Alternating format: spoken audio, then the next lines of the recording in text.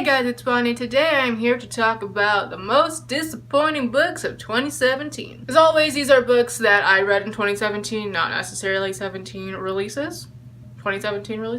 And these books also aren't books that I absolutely hate. I mean, there's a couple. But a lot of them were just very disappointing because I had high hopes for them, or I had different expectations of them, and they let me down. I think I just have this in order of which I've read them, so yeah, let's go. The first book is very sad for me to mention because I wanted to love this book so much, but it's Talkie as Fast as I Can by Lauren Graham. If you didn't know, Lauren Graham, one of the 2 stars of Gilmore Girls, which is probably my favorite television show ever. And like I said, I didn't hate this book. It was like average. I think I gave it 2.5 stars, which is a little harsh. It's probably more of a 3. And there was nothing particularly bad about this book. I enjoyed her writing. I enjoyed, just listening to her voice because I did listen to it on audiobook. However, I just wanted so much more from it. It is very, very short. Is it 200 pages even? Barely. And I just wanted more. I wanted more Gilmore Girls stuff. I wanted like things that we've never heard about before. So yeah, I didn't hate it. I just wanted more, but I still love Lauren Graham. The next book I have is Grave Mercy by Robin Lefevers. This is a book about a girl who goes to an assassin school, and then she goes somewhere else to do something. As you can see, I remember a whole lot about this very chunky book. What made me disappointed in this book wasn't that it was like really bad.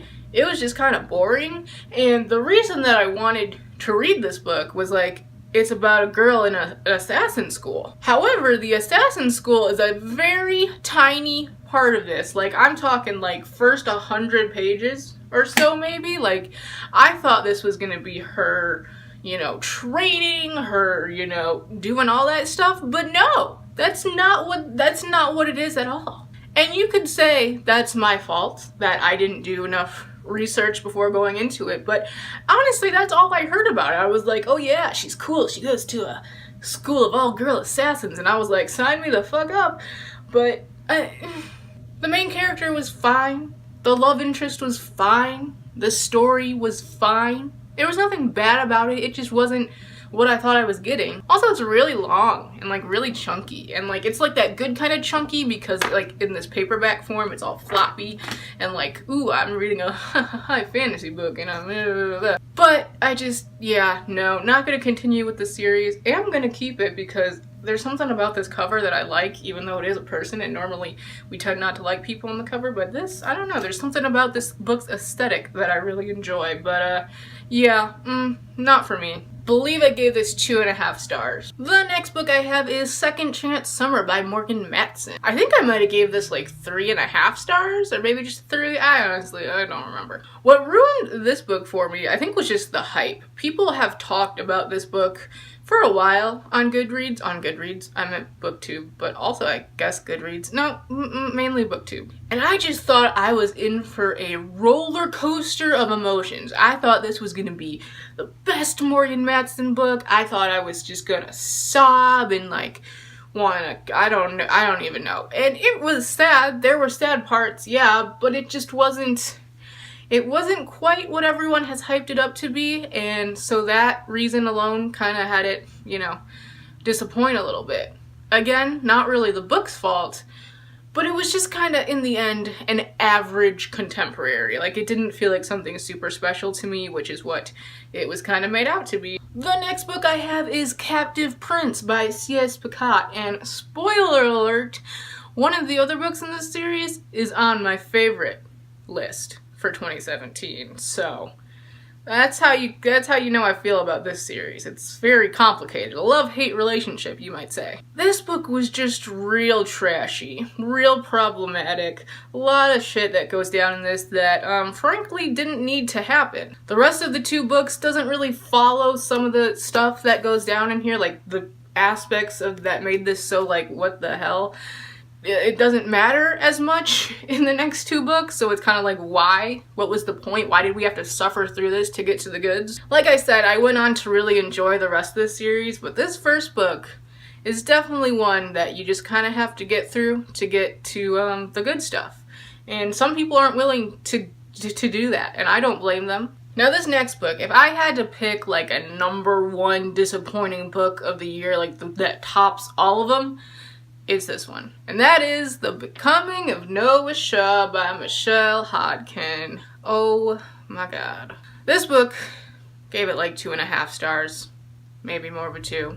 Who frickin' knows? Basically, this is a continuation, sort of the Mara Dyer trilogy, which I loved. And it follows our main love interest from that series, Noah Shaw, who, in that original series, I loved. All of this equals up to hella hype for this book when it was announced that it was, you know, being written, and then, you know, when it came out. And oh buddy, it was a experience from page 1. If you don't know, this book starts off with a list of trigger warnings and you're like, wow, awesome, that's what we want in books, right? And then it continues to like basically mock trigger warnings. And you know, I mean, okay, it's in Noah Shaw's, I guess, dark humor-esque self, but it was unnecessary. So that was the first, you know, red flag, and I was like, whatever, we're gonna keep reading. Oh my god, this just wasn't good. It just was not a good book. I don't see the point of it. I don't see, the plot was just boring, I guess. Like, it started really good, I have to say, besides that first page. I would say the first half of this book, I was like, okay, we got this mystery, we're gonna do something, and then we do nothing. Absolutely fucking nothing. The characters in this were just either unlikable or flat.